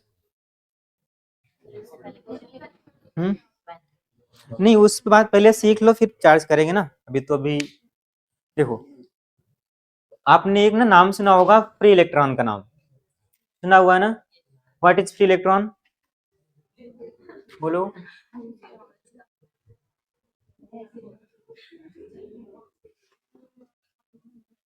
What is my free electron? हाँ, बात नहीं करो प्लीज, सुन लो। तो आपने ऐसे बोलना है कि जो कंडक्टर्स होते हैं वो क्या होते हैं, दे आर, मतलब उनके through heat and electricity easily pass हो सकती है, ठीक है ना? बट ऐसा क्यों हो सकता है? क्योंकि उनके पास large number of free electrons होते हैं, ठीक है ना? और फ्री इलेक्ट्रॉन्स क्या होते हैं बोलो? आउटर मोस्ट के इलेक्ट्रॉन, ठीक है ना? और कंडक्टर में क्या होते हैं, वो लूजली बाउंडेड होते हैं, मतलब बहुत कम फोर्स से इजीली से निकल सकते हैं। क्लियर रहेगा ना? बोलो। कंडक्टर में क्या होते हैं, या मेटल जिसको आप बोलते हो, उसमें क्या होगा, आउटर मोस्ट इलेक्ट्रॉन क्या होंगे, वो इजीली निकल सकते हैं, ठीक है ना? In case of non conductor क्या होगा, हाँ टाइटली बाउंडेड होंगे और इजीली से निकलेंगे नहीं वो, ठीक है ना? दैट्स वाई वो क्या होते हैं, बैड कंडक्टर होते हैं हीट और इलेक्ट्रिसिटी के, ठीक है ना? तो आप इसमें लिख लो, 2 लाइन लिख लो बस, ठीक है ना, फॉर्मेलिटी के लिए, कि हाँ क्या लिखोगे बोलो। हाँ हाँ लिख लो, they allows heat and electricity to pass through it, ठीक है ना? न्यूमेरिकल्स तो यार है नहीं अपने पास, लिख गया ना सभी का, ठीक है ना? नेक्स्ट लिखो इसमें करके, conductors have large number of free electrons, conductors have large number of free electrons, conductors have large number of free electrons, याद रहेगा ना? बोलो। और नेक्स्ट लिखो रो करके, these free electrons are responsible, these free electrons are responsible, these free electrons are responsible for the transfer of, these free electrons are responsible for the transfer of electric charge and energy from one point to another point. These free electrons are responsible for transfer of electric charge and energy from one point to the another point. From one point to another point. याद रहेगा ना? और उसका मतलब मैंने आपको बोल दिया, ठीक है ना, कि ये क्या होते हैं, outer most electron loosely bounded होते हैं। इतना क्लियर रहेगा ना? बोलो। और याद रहेगा कंडक्टर मतलब क्या होता है, ठीक है? और what is meant by non conductor, और जिसको आप बोलते हो इंसुलेटर, नॉन कंडक्टर या इंसुलेटर, इसका मतलब बोलो अपने से, नॉन कंडक्टर या इंसुलेटर। हाँ ठीक है ना, लिख लो कि विच, सर ऐसे लिखो, they do not allow, they do not allow, they do not allow heat and electricity, they do not allow heat or electricity to pass through it, to pass through it, they do not allow heat and electricity to pass through it, ठीक है ना? इसका मतलब क्या है बोलो, they have very less number of free electrons, ठीक है ना? मेंशन कर लो आप प्लीज।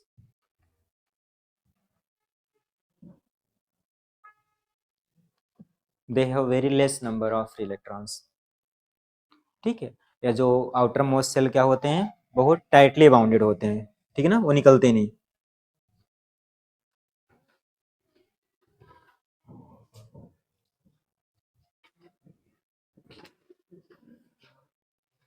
लिख गया सभी का, याद रहेगा डेफिनेशन ना, बोलो। कंडक्टर में क्या होगा, large number of free electrons होंगे, और इंसुलेटर में क्या होगा, very less number of electron. ये जो आप बोल सकते हो कि जो आउटर मोस्ट इलेक्ट्रॉन होंगे आउटर मोस्ट सेल के, इसमें क्या होंगे बोलो, लूजली बाउंडेड होंगे, इजीली निकल जाएंगे, और उसमें क्या होता है, इंसुलेटर में इजीली निकलते नहीं है। याद रहेगा ना, बोलो। ठीक है, अब नेक्स्ट सुन लो फिर लिखना, ठीक है ना, भी तुम थक गए होगे।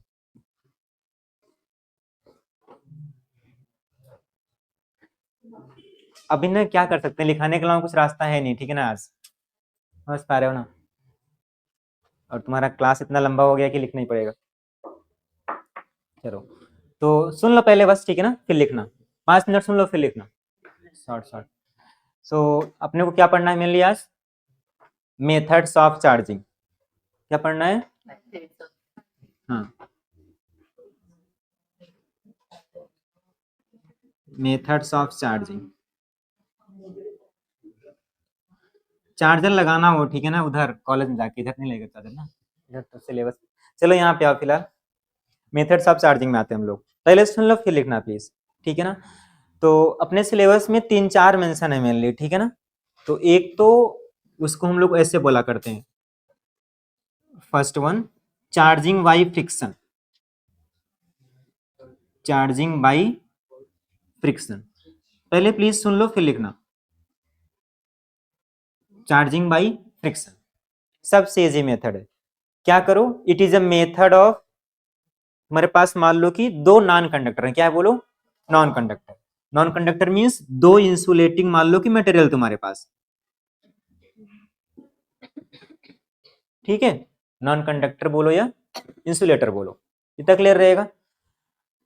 फ्रिक्शन, दोनों को आपस में क्या करो आप, रबिंग करवाओ, क्या करवाओ, रबिंग करो आपस में, ठीक है।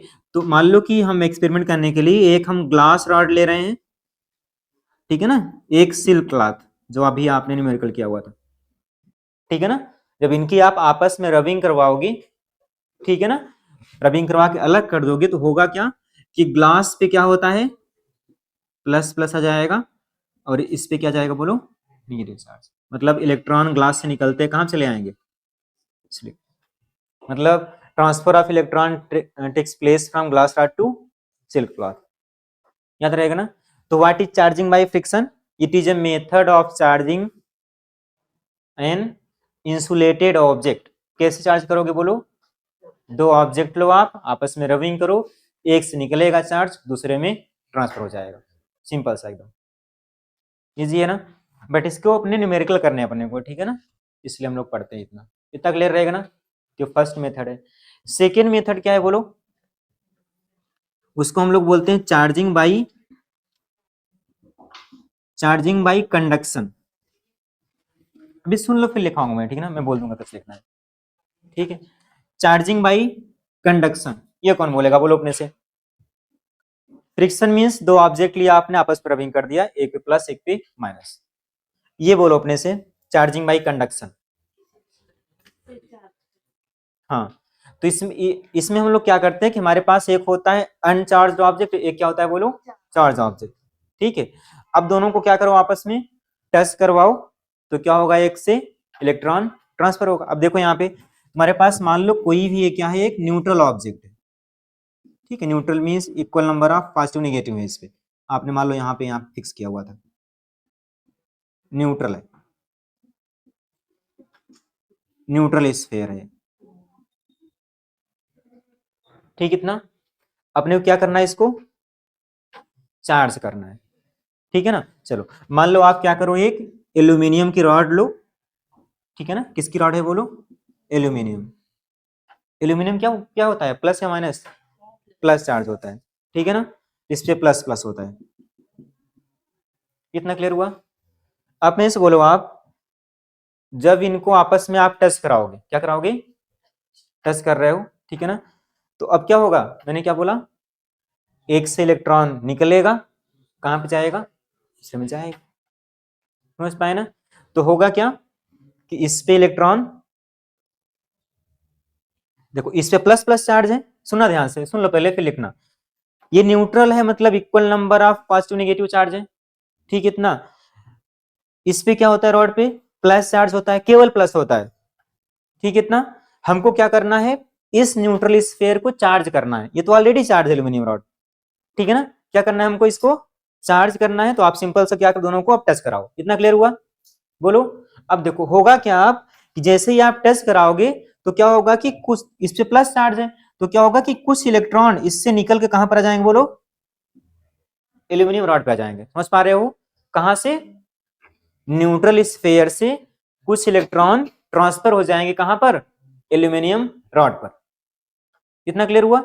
अब जब पहले तो equal number of negative charge और पॉजिटिव चार्ज थे, कुछ इलेक्ट्रॉन निकल के यहां चले आए, बचा क्या इस पे, बोलो, इस एक्सेस में पॉजिटिव चार्ज। समझ पाए ना? तो अब दोनों को आप अगर सेपरेट करके रख दोगे, ठीक है ना, अलग अलग अलग करके टच कराने के बाद, ठीक है, तो यहाँ पे क्या हो जाएगा, बोलो, एक्सेस में पॉजिटिव, कुछ इलेक्ट्रॉन बचेंगे बट एक्सेस में क्या हो जाएगा, पॉजिटिव चार्ज।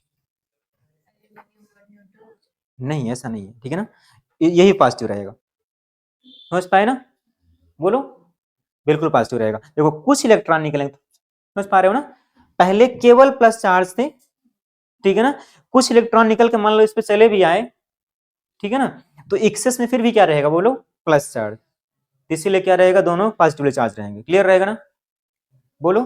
तो अब मान लो कि, ध्यान से देखना, तुम्हारे पास मान लो कि दो ऑब्जेक्ट है, जैसे मान लो कि एक न्यूट्रल है, इस मान लो कि 20 कूलम चार्ज है, कितना है, 20 कूलम चार्ज। जब इनको आप टेस्ट कराओगे आपस में, क्या हो जाएगा, 10 कूलम इस पे, 10 कूलम इस पे। समझ पाए ना, अगर सेम उसके, क्लियर रहेगा, बोलो। तो इसी को आप क्या बोलते हो, चार्जिंग बाई कंडक्शन, याद रहेगा। एक नेक्स्ट होता है आपका चार्जिंग बाई इंडक्शन, वो क्या होता है, बोलो, वो कौन बताएगा, third one, charging by induction, बोलो अपने से, चार्जिंग बाय इंडक्शन, इसका मतलब क्या है, हाँ बोलो।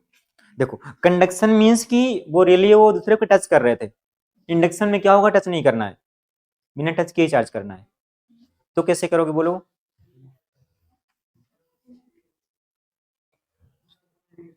देखो पहले सुन लो फिर लिखना। तुम्हारे पास मान लो कोई एक न्यूट्रल स्फीयर है, neutral sphere means equal number of, हाँ,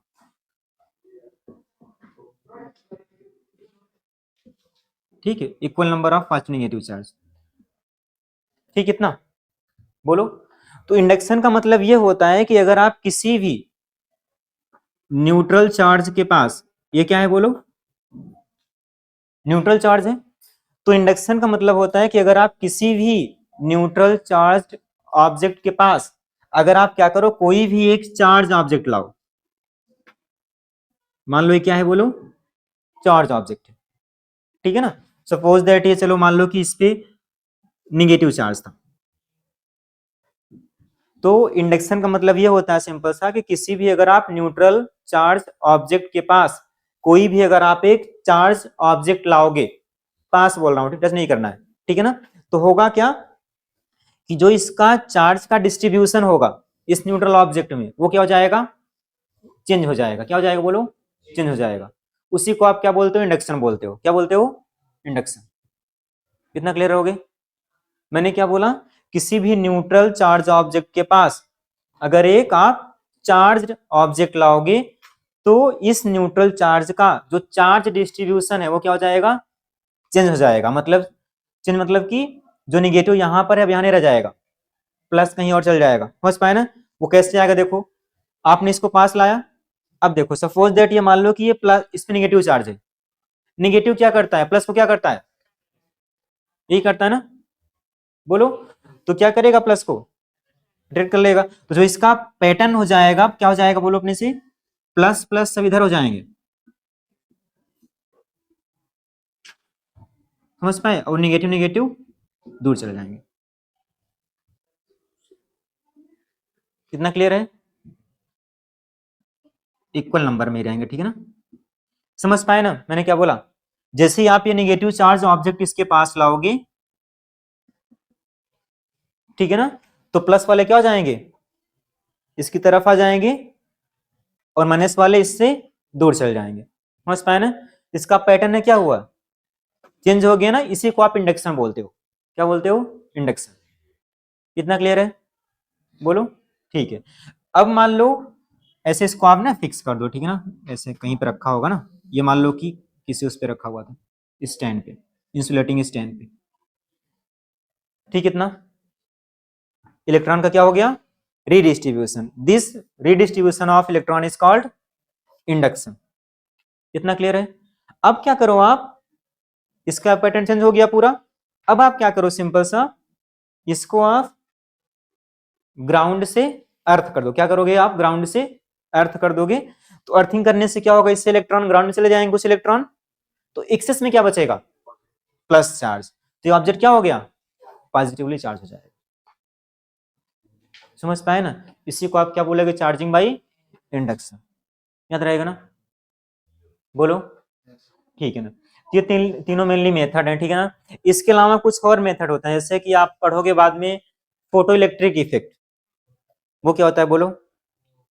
देखो, एक हम लोग पढ़ेंगे photo electric effect. Photo electric effect, हाँ, ये क्या होता है, तुम्हारे पास मान लो ये कोई मेटल है, ठीक, इतना ये मेटल है। अब मान लो इस मेटल पे आप क्या करो, सफिशिएंटली हाई फ्रीक्वेंसी की क्या करो, आप इलेक्ट्रॉन गिरा रहे हो, सॉरी फोटोन गिरा रहे हो। सफिशिएंटली हाई फ्रीक्वेंसी क्या कर रहे हो आप, फोटोन इस पे इंसिडेंट करवा रहे हो, ठीक है ना, जिसकी फ्रीक्वेंसी क्या है, बहुत ज्यादा है, ठीक है। तो होगा क्या इससे, कि इस मेटल से क्या होते हैं, बोलो, इलेक्ट्रॉन इमिट होते हैं, इलेक्ट्रॉन इमिट होते हैं। इन इलेक्ट्रॉन्स को आप क्या बोलते हो, फोटो इलेक्ट्रॉन्स, ठीक है ना। इलेक्ट्रॉन अगर निकल गया, क्या बचा इसमें, प्लस चार्ज बचा। समझ पाए ना? तो ऑब्जेक्ट क्या हो जाएगा, पॉजिटिवली चार्ज हो जाएगा। ये भी एक तरीका होता है, ठीक है ना, याद रहेगा। बोलो। बट अपने को मेनली ये पढ़ने हैं, ठीक है ना, ये 1 2 3 तीनों सिलेबस में याद रहेगा। बोलो। तो आप हेडिंग लिखो, मेथड्स ऑफ चार्जिंग लिखो सब लोग, मैं लिखवा दे रहा हूँ, ठीक है ना।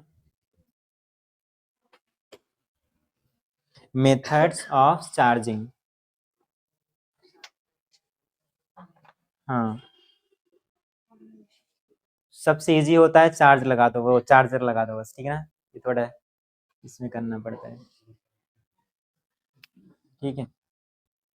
मेथड्स ऑफ चार्जिंग, वहां पे जाओगे ना जब ब्रांच तुमको अगर मान लो मिल गई इलेक्ट्रिकल इंजीनियरिंग, तो वहां पे करना, वहां पे तो क्या ही करोगे, ठीक है ना, मतलब नुकसान, वहां पे मेन टारगेट होता है कि अपने को लैब का नुकसान करना है, ठीक है ना। क्या चीज, हाँ क्या बोल रहे हो, अरे वो जेई उधर वाले हैं ना, जेई वाले, जेडबली वाले, कहाँ पे हैं, कितने हो, उठा उठा ऊपर करना, हाँ सही है, सही है, ठीक है ना। नहीं नहीं, जेडबली वाले मस्त होते हैं, ठीक है। चलो, नीट वाले भी अच्छे होते हैं, बट वो वो दूसरे सेंस में मस्त होते हैं, ठीक है ना। चलो, ये लिखा सभी का, हाँ क्या बोल रहे हो, थोड़ा, कोई नहीं, ठीक है ना, इतने के बीच में बैठा हुआ है, बड़ी बात है वो, ठीक है ना। चलो, मेथड्स ऑफ चार्जिंग मेंशन किया, ठीक है ना।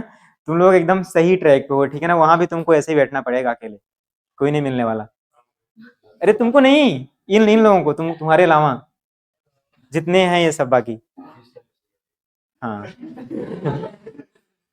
चलो, चलो कोई नहीं, ठीक है ना। इस पर आओ प्लीज, ये लिखा सब सबने, ये लिख गया सभी का। इस पर आओ, लिखो चार्जिंग बाई फ्रिक्शन, बाद में बताएंगे कैसे बैठना पड़ेगा, ठीक है ना, कभी नेक्स्ट क्लास में, ठीक है ना। Charging by friction, first heading लिखो आप, चार्जिंग बाई फ्रिक्शन, लिख गया इतना। इसमें लिखो अब 2 लाइन करके, फिर इसको डायग्राम में लिखो आप। It is a method of charging, it is a method of charging, it is a method of charging two insulated object, it is a method of charging two insulated object, गलत बोल रहा हूँ क्या language, insulator ना लिख conductor, non conductor लिखो आप, ठीक है ना, नॉन कंडक्टिंग ऑब्जेक्ट लिखो। It is a method of charging to non conducting object, it is a method of charging to non conducting object, कितना लिख गया, लिखा सभी का, by by rubbing each other, by rubbing each other, इतना लिख गया ना, ठीक है। बस आप आगे लिख लो इस लाइन से करके, इसी में method of charging to non conductor by rubbing to each other, लिख गया ना इतना, इसी में आगे लिखो लाइन करके, फुल स्टॉप करके, लिखा इतना, लिखो आगे। Electrons from one, sorry, electron transfer takes place, लिखो electrons transfer takes place, electron transfer takes place या transfer of electron takes place from one object to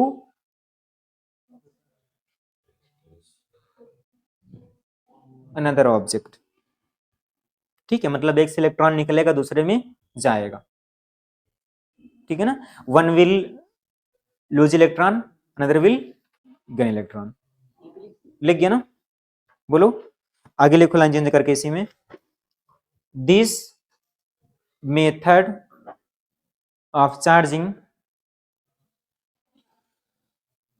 this method of charging is called electrification by friction, this method of charging is called, this method of charging is called electrification by friction, this method of charging is called electrification by friction, लिख गया ना सभी का, समझ पाए ना, मतलब दो ऑब्जेक्ट लो, रबिंग कराओ, एक से इलेक्ट्रॉन निकलेगा दूसरे में जाएगा, ठीक है, और इसको आप क्या बोलते हो, इलेक्ट्रिफिकेशन बाय फ्रिक्शन, याद रहेगा ना। ये एग्जांपल मेंशन कर लो, तुम्हारे पास एक ग्लास रॉड लो, सिल्क क्लॉथ लो, दोनों को आपस में रबिंग कराओ, इस पे क्या जाएगा प्लस चार्ज, इस पे क्या जाएगा माइनस चार्ज, ठीक है ना, मतलब इससे इलेक्ट्रॉन निकला है, इस पे गया हुआ है, ठीक है। नेक्स्ट हेडिंग लिखो आप, चार्जिंग बाय कंडक्शन, लिख गया सभी का, ठीक है, इसमें लिखो it is a method of charging, it is a method of charging, it is a method of charging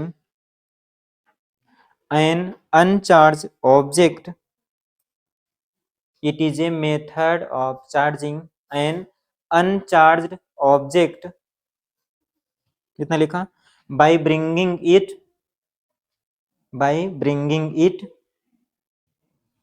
by bringing it in contact with the,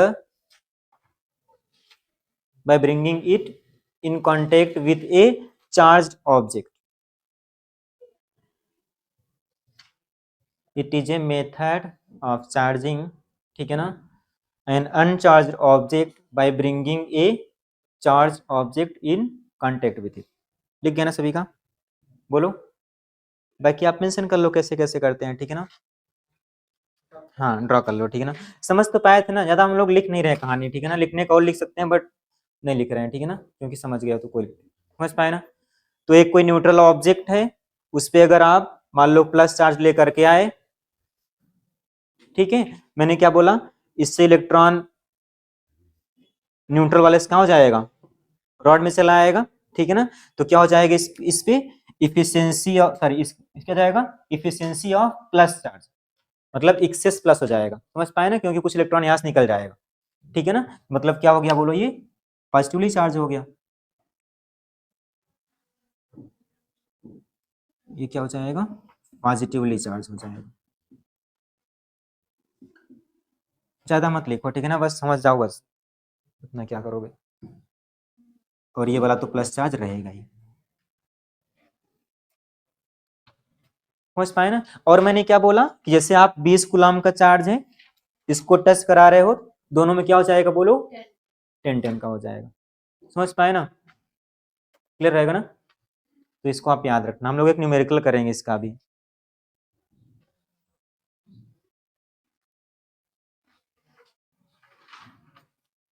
बस ऐसे मेंशन कर लो बस, ठीक है ना, कि एक एल्यूमिनियम रॉड है, न्यूट्रल स्फेयर है ये, ठीक है ना। ये क्या है, स्टैंड पे जिसको हम लोग रखा हुआ है, ठीक है। और फिर हुआ क्या, इससे इलेक्ट्रॉन निकल के यहाँ पे चला, इस पे क्या हो गया, पॉजिटिव चार्ज आ गया, क्योंकि यहाँ पे इलेक्ट्रॉन फिर कम हो गए होंगे ना कुछ नंबर उसका, तो प्लस केवल बच गया, तो क्या हो गया, पॉजिटिवली चार्ज्ड स्फीयर हो गया।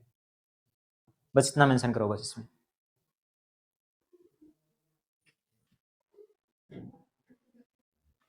चार्जिंग बाय इंडक्शन लिख गया सभी का, चार्जिंग बाय इंडक्शन।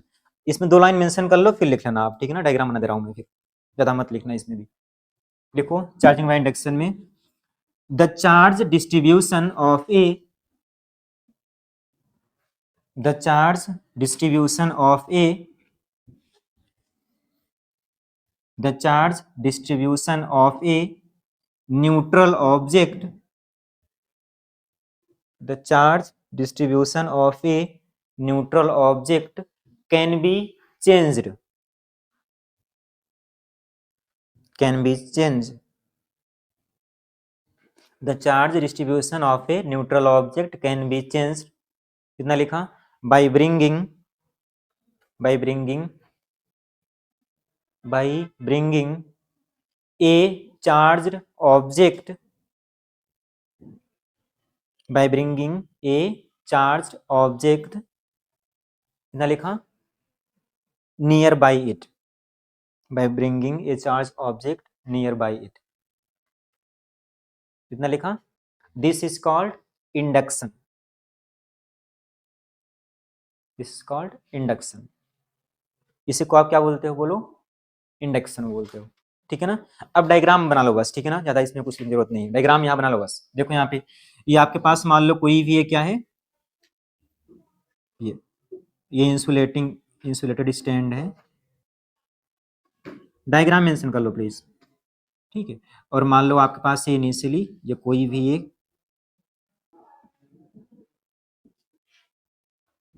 ठीक है, ये न्यूट्रल स्फेयर होता है, न्यूट्रल स्फेयर, ठीक, कितना, ये क्या है, न्यूट्रल स्फेयर, ठीक है। अब हम क्या कर रहे हैं, इसके पास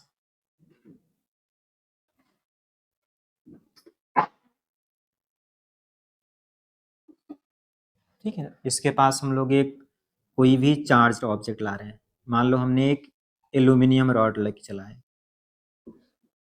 एल्यूमिनियम रॉड, इस पे प्लस प्लस चार्ज होता है, ठीक है। तो होगा क्या कि redistribution of charge takes place, तो माइनस माइनस वाले पूरे इस साइड चले आएंगे और प्लस वाले पूरे इस साइड रह जाएंगे, ठीक है। यहाँ सेकेंड स्टेप में क्या हो गया, रीडिस्ट्रीब्यूशन, रीडिस्ट्रीब्यूशन ऑफ चार्ज, यहाँ पे क्या हो गया, चार्ज का रीडिस्ट्रीब्यूशन हो गया, ठीक है ना। मतलब उसका जो प्लस ऐसे मतलब किसी पैटर्न में थे, प्लस वाले दूर हो गए, माइनस इसके पास चले आए, क्यों चले आए, क्योंकि अट्रैक्ट करेगा इसको, प्लस माइनस, ठीक है ना, इतना बोलो, ठीक है। अब हम क्या कर रहे हैं इसको,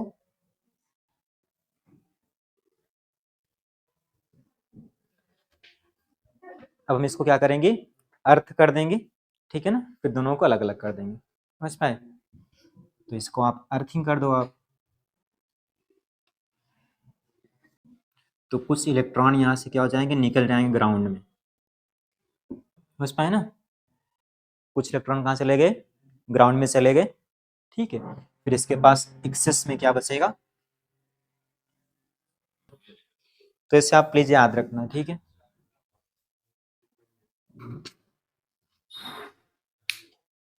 और ये डिस्ट्रीब्यूशन अपने आप हो जाएगा, ठीक है ना। जैसे कम हो जाएगा ना जब ये इलेक्ट्रॉन, तो डिस्ट्रीब्यूशन अपने आप हो जाएगा, ठीक है ना, रेंडमली। इसको आप क्या बोलते हो, अर्थिंग बोलते हो, क्या बोलते हो लिख लेना प्लीज, ठीक है ना, इसको आप अर्थिंग बोलते हो, ठीक है ना।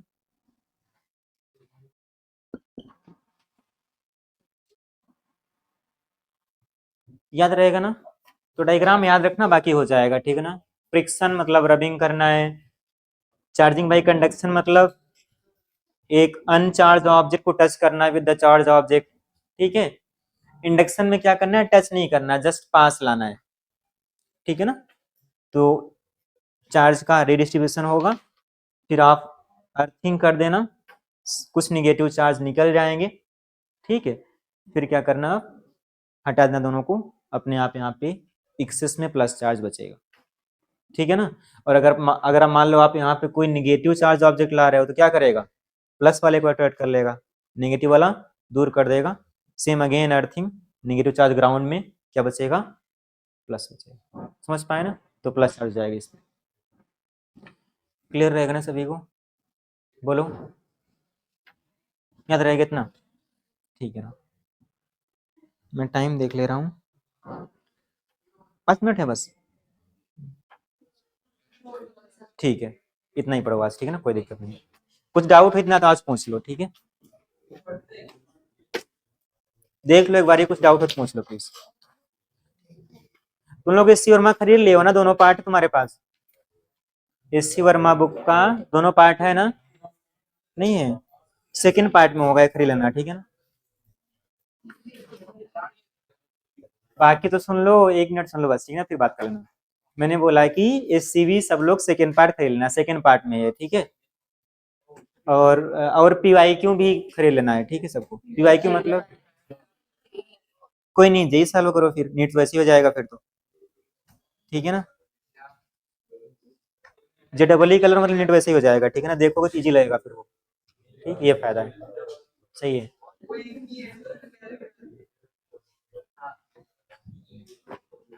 किसी को डाउट नहीं।